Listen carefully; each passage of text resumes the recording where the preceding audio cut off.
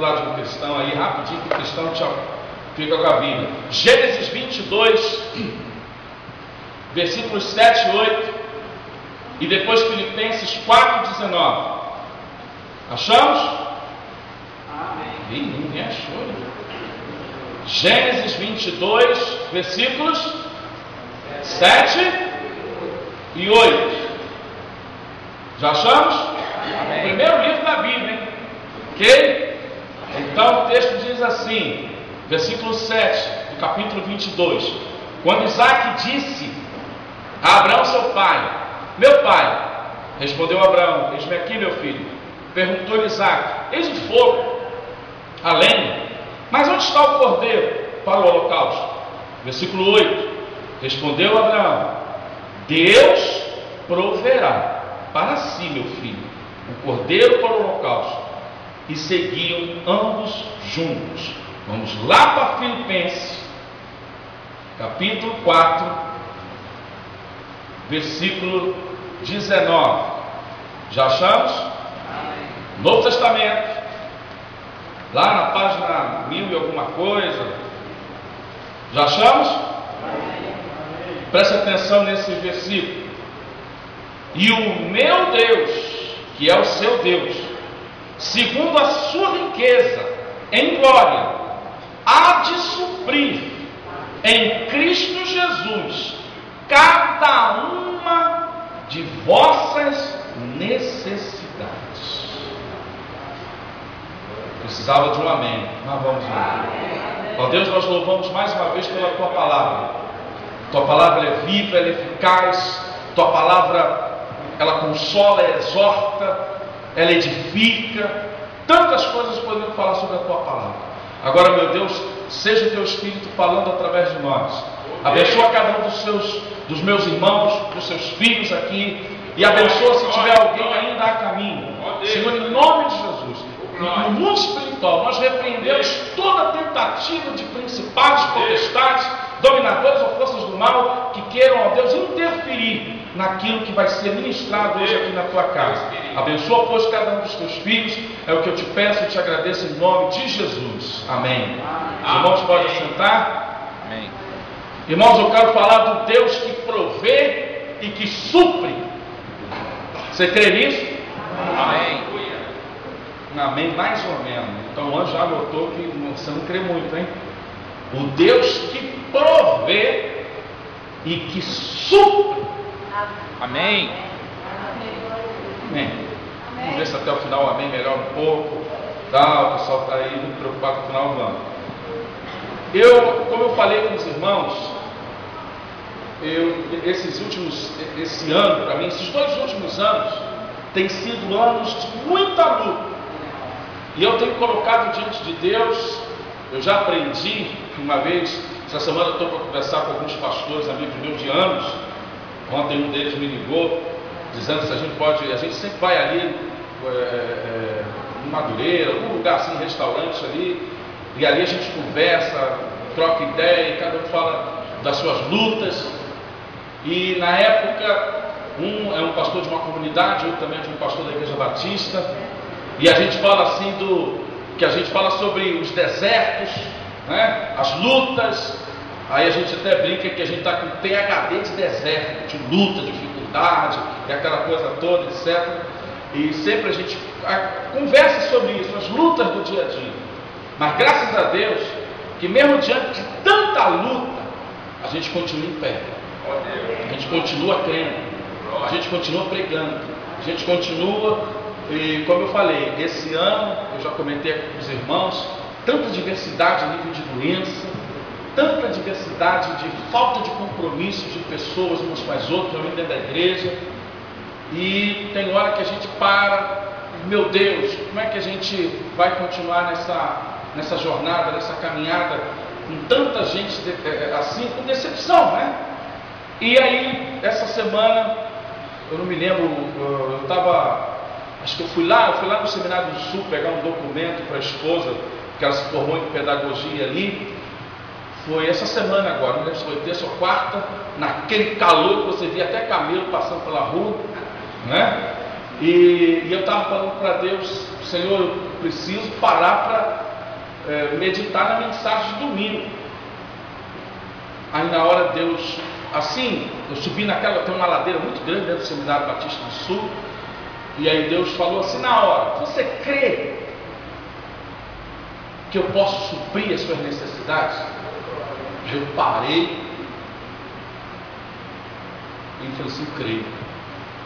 E aí começou a vir tudo isso que eu estou dizendo, vou falar com vocês aqui, começou a vir assim, e eu não tinha na hora caneta, lápis, alguma coisa, papel, e a subida e a descida daquele seminário ali, Deus foi falando isso que eu vou compartilhar com vocês.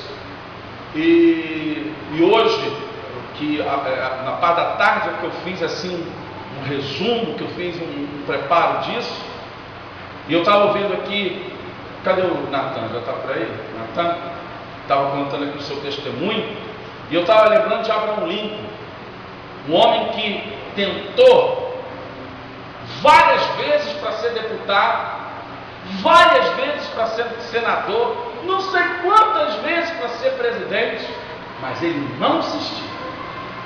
E ele se tornou presidente dos Estados Unidos, Abraham Lincoln, não é? E tem hora que as lutas, que eu só vou falar no finalzinho, vêm, mas ou você tem que crer ou não crer, ou Deus está ou não está. E eu quero hoje compartilhar com os irmãos, baseado nesses dois textos, e eu vou trazer sobre o que leva a Deus a suprir e a prover para a nossa vida. Será que Deus tem critérios? Amém. Será que Deus tem critérios para Ele estar suprindo, para Ele estar provendo alguma coisa? E eu quero compartilhar, baseado nesses dois textos.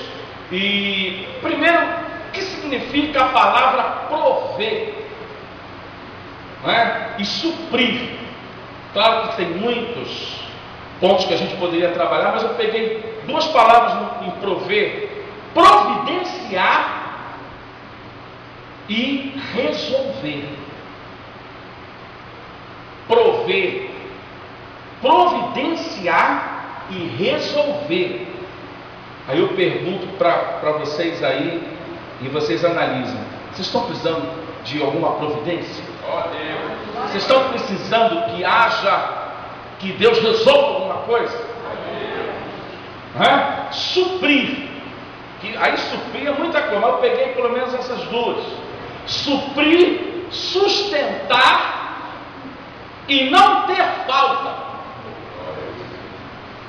É aquele que sustenta e não deixa faltar. Aí, analisando, mais uma vez, o que leva a Deus a suprir e a prover as coisas na nossa vida? Eu consegui pelo menos 10 pontos, princípios, você pode colocar qualquer coisa, motivos, razão, que leva a Deus a suprir e a prover. Em Gênesis 22, 7 e 8, que a gente acabou de ler, Deus mandou que Abraão fizesse o quê? Vocês lembram? Ih, nem leram o texto, hein? Ele estava subindo o Monte Moriá para quê? Para ver a vista? Hein? Sentir o aroma? Ele foi fazer o que lá, irmãos? Sacrificar o filho. Então, primeiro, agora, Abraão, para ele fazer isso, ele foi o quê? Vamos ver se alguém vai pegar a palavra. Ele foi obediente. Primeira coisa que eu vejo aqui, para Deus suprir e prover qualquer coisa na nossa vida, eu preciso andar em obediência. Em obediência. Porque ali a gente vê a pessoa de Abraão, o sacrifício, Isaac, e depois Deus vai prover.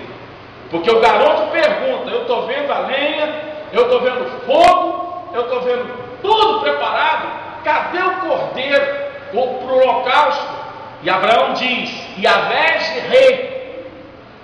São duas palavras do hebraico que está ali: Yahvé Jireh e Yahvé vê.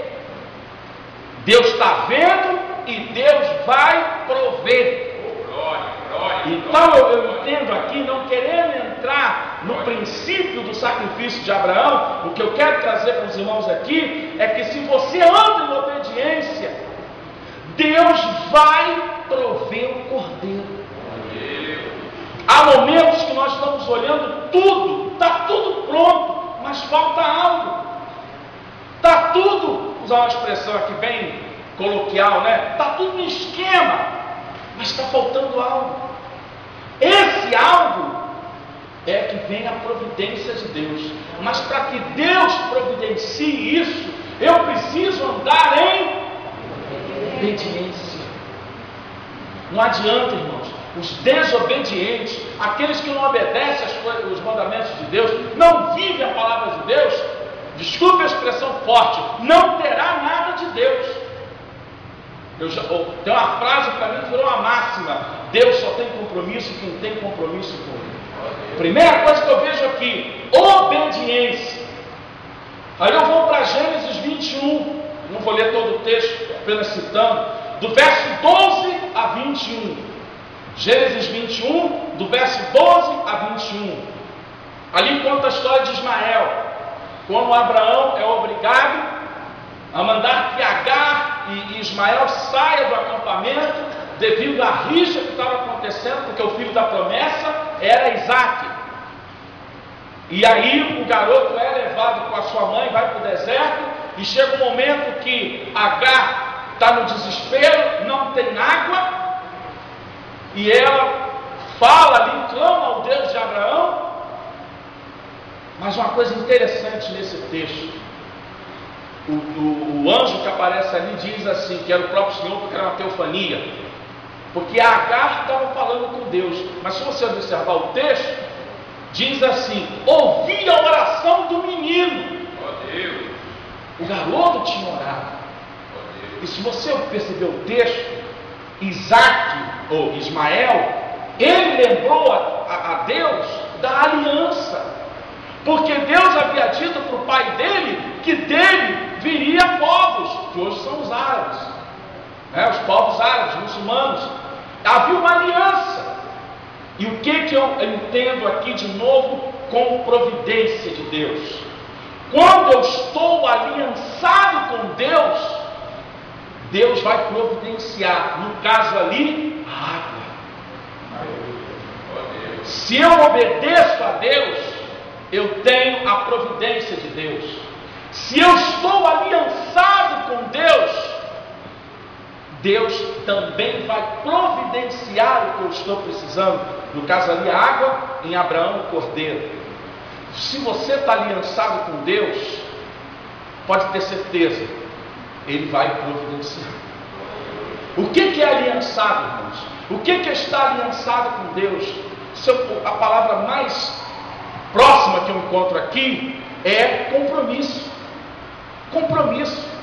Aliança é compromisso. Como no casamento simboliza, aliança é compromisso.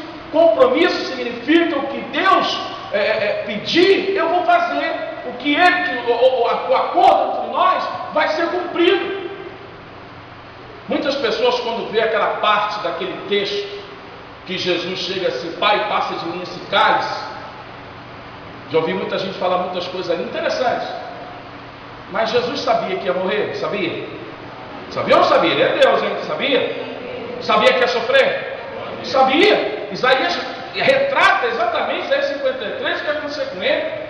Ele sabia do sofrimento, ele sabia da dor, ele sabia de tudo. Mas o que ele estava perguntando para Deus ali? Afasta de mim esse cálice que eu tenho que beber. Por que ele menciona cálice? Cálice significa aliança, acordo, custo. Havia um custo, havia uma aliança, havia um propósito. Porque pela primeira vez, o Pai, o Filho e o Espírito Santo, um deles ficaria sozinho. Jesus ficaria sozinho na cruz. Pela primeira vez, um deles ficaria só, porque Jesus tinha que ficar só para que o pecado da humanidade viesse sobre o seu corpo. Por isso ele fala: Deus meu, falou com o Pai, Deus meu, falou com o Espírito, por que me desamparaste? Ele tinha que cumprir o Salmo 22. E naquele momento ali, ele estava apenas fazendo uma reflexão. e ali é uma coisa dramática, mas ele lembra que havia um cálice, havia uma aliança, havia um compromisso, havia um custo. Ele diz, é difícil, mas eu tenho que cumprir. Eu tenho que cumprir. Irmãos, aliança com Deus é isso. Se eu estou aliançado com Deus, Ele vai prover a água ou o cordeiro que tiver faltando. Agora, Deus sabe muito bem quem está aliançado e quem não está aliançado. Vamos para o terceiro exemplo. Em Gênesis 45, a história de José, do versículo 5 a versículo 8. Não vou entrar aqui no tema, só apenas estou citando a passagem. Se você quiser anotar, Gênesis 45, de 5 a 8. Sabemos que os irmãos levam José para o Egito, aliás, prendem José, os ismaelitas levam para o Egito.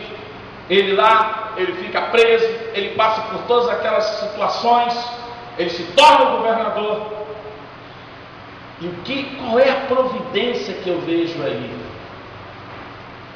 Quando Deus ele vai suprir, Deus ele vai prover, quando também ele tiver na nossa vida um propósito. Deus tem um propósito. Aqui nesse momento, o propósito era salvar a nação de Israel da fome, da morte. Será que eu e você não temos um propósito com Deus? Irmãos, todos aqui temos um propósito com Deus. Você pode de repente não saber ainda, fica buscando, está dentro da igreja anos e anos e não sabe qual é o teu ministério, não sabe o que você quer aqui.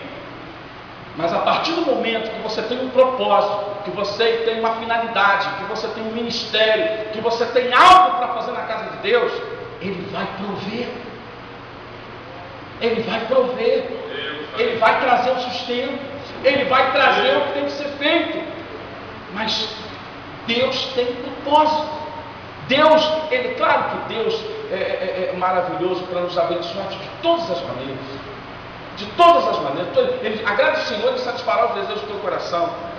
Mas quando o seu propósito é maior, isso se torna maior ainda. Se eu e você temos propósito com Deus, com certeza Ele vai prover o que estiver faltando.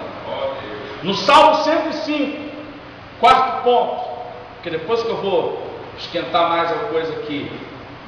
Deus levou o povo de Israel saindo do Egito para onde? Para o deserto. E lá no deserto, eles encontraram provisão? Sim ou não? Sim. Eles encontraram vitória? Sim ou não? Sim. Eles encontraram livramento? Sim ou não? Sim.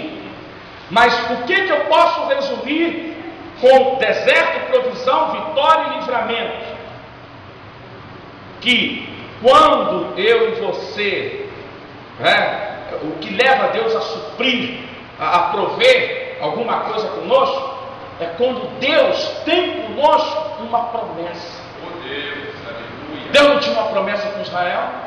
Sim ou não? Sim. Tinha uma promessa, tem uma promessa que ainda tem coisas para se cumprir com Israel. Mas no caso aqui, lê depois do Salmo 105, que salmo maravilhoso, eu quase ia pregar sobre ele. E ali mostra um pouquinho da história do povo de Israel do início e como que Deus começou a fazer as coisas ali. Deus tem uma promessa. Quem de nós aqui não tem uma promessa? Quem aqui, algo de Deus você não recebeu? Essa semana agora mesmo, esse novo, o nosso inimigo derrotado, cabecinha esmagada, o Satanás, esse calorão aí, misericórdia para dormir, que doideira. Eu estou tomando uns 5 banhos de cada noite aí. Tomava banhos, água quente, né? E tal, e você saía do banheiro, aquele calor, e algumas madrugadas assim, eu falei, aí, madrugada sem dormir, vou para orar.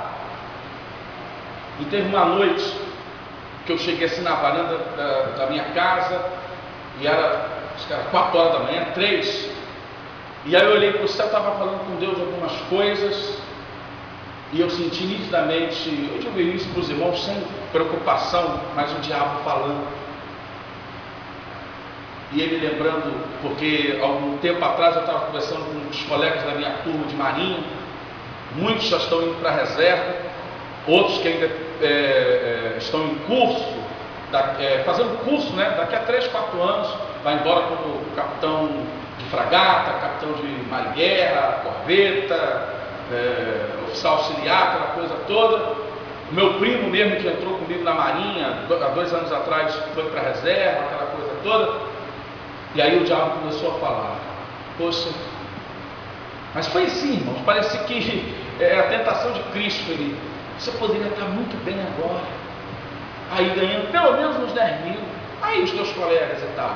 Você poderia fazer melhor obras de Deus, olha o descaramento dele. Poderia fazer melhor obras de Deus, e aquela coisa toda. E agora? Olha a luta, olha as dificuldades, olha os seus irmãos que não são fiéis. Problemas aí com pessoas que prometem coisas no grupo, né?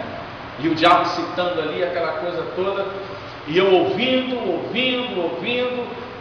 e aí daqui a pouco ele acabou com todo o seu discurso, e aí eu virei para ele e disse: maior é o Deus da promessa, maior é o Deus que pode todas as coisas. E eu comecei a citar, e Deus começou a me lembrar das coisas que, se eu não tivesse abrido mão, renunciado à marinha há tantos anos atrás, há mais de 25 anos atrás, eu não teria viajado, eu não teria feito isso, eu não teria feito aquilo, porque o diabo estava querendo me trazer para o momento agora, entendeu? Mas não para o passado, quando eu tive a oportunidade de ser um dos primeiros brasileiros, a primeira tropa de brasileiros na Antártida e aquela coisa toda. E o inimigo, ele faz isso, ele é sagaz, ele vem no momento, e aí você tem que lembrar a promessa de Deus, porque eu tenho promessa de Deus, eu recebi promessa de Deus, Deus tem cumprido essas promessas, entendeu? Muitas vezes a gente quer que a coisa. Esses dias eu estava vendo de novo o pastor Silas, ele conta uma história que aí, quando ele acha que Deus queria que ele abrisse o comércio, que ele queria fazer isso, e tudo estava errado. Até o momento que ele conta que ele estava em um determinado lugar, aí perto da Baixada, eu me lembro que ele estava subindo numa rua com uma Kombi cheia de coisa de doce, lá, o biscoito, e aí ele falou: Deus, me dá uma prova se o Senhor realmente me quer nisso. E daqui a pouco um caminhão perdeu o freio, veio atrás dele e esmagou a Kombi que ele estava, só teve lugar para ele sair, e Deus falou: vai o sinal, não quero você aí não, eu quero você outra coisa. Oh, Deus! E ali ele, né? E ele conta os problemas, as dificuldades do ministério, quem vê hoje, mas não vê a dificuldade no passado. Irmãos, cada um tem um chamado de Deus, cada um tem algo específico no reino de Deus, mas cada um vai receber a provisão e o suprimento necessário.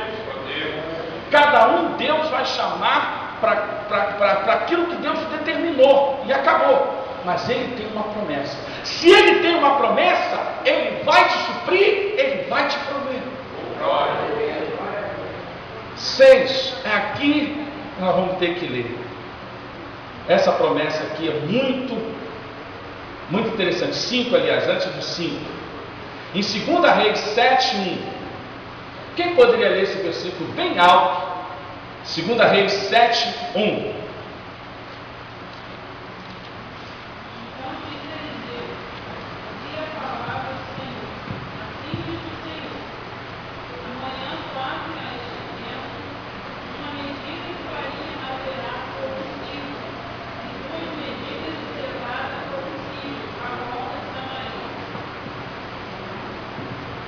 E continua a ler o 2 também. Porém, o capitão em cuja mão o rei se encostava, respondeu ao homem de Deus e disse: eis que ainda o Senhor fizeste janelas no céu, poder-se-ia fazer isto? E ele disse: eis que o verás com os teus olhos, porém daí não comerás. A história é o seguinte: Israel, Samaria foi cercada pelos sírios e eles cortaram a provisão. Para vocês terem uma ideia, eles estavam comendo cabeça de jumento e estrume de pombo. E a situação estava difícil. O profeta Eliseu chegou e disse que amanhã isso tudo ia mudar, que Deus ia dar provisão. Mas o capitão, e nem que se abrisse, não sei o que lá, ele não acreditou. E a gente sabe que à noite Deus espantou o exército, né? Aqueles exércitos daqueles inimigos. E quantos leprosos, lembra? Quantos leprosos nessa história? Estavam lá nessa história? Que foram lá e foram encontrar e viram que tinha comida, que tinha tudo, e o exército tinha ido embora, aquela coisa toda. 4. E aqueles leprosos depois foram e avisaram, porque um deles, num outro momento eu conto a história um daqueles leprosos ali era Geazi, aquele que foi discípulo de... E ali tem uma história inteira, mas não vou entrar nessa história aqui. E aí eles lembram do povo passando fome.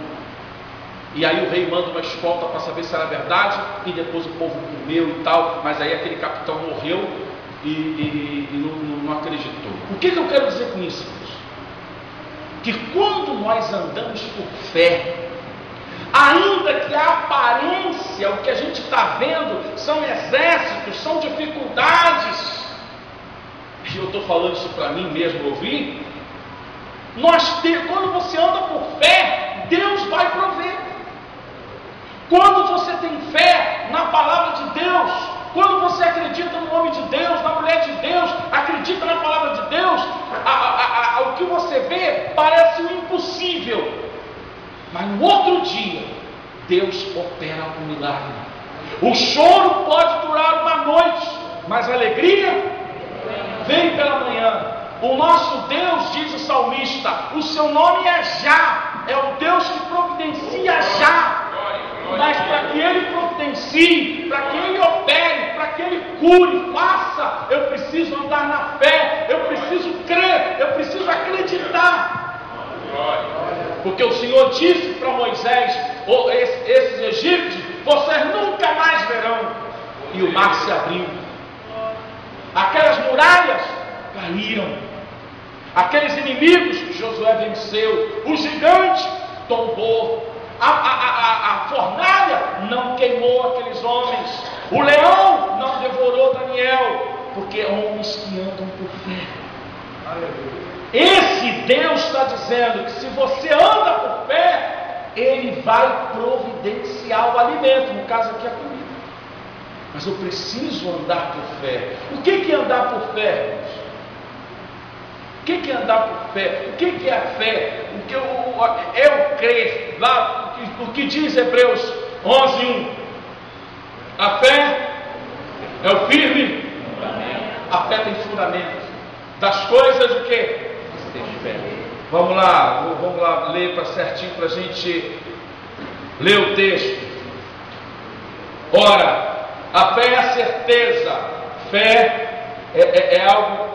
O que é certeza? Algo realmente real, verdadeiro, de coisas que se esperam. Certeza, esperança, convicção. Fé fala de convicção, de fatos, não é de argumento, fatos que não se veem.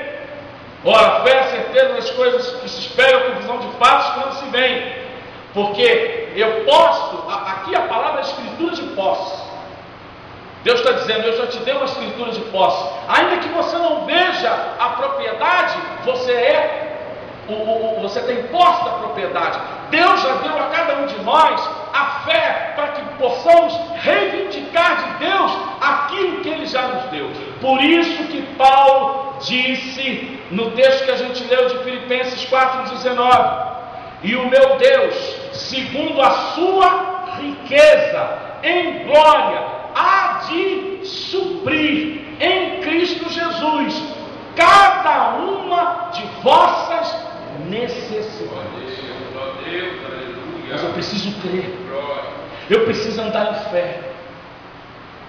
É difícil, você entregando seus dízimos aqui, entregando as suas ofertas aqui, Deus vai fazer um milagre. É o próximo ponto que eu quero ler com vocês, 2 Coríntios do verso 6 ao 14. 2 Coríntios, aqui vamos pedir que um irmão leia um versículo,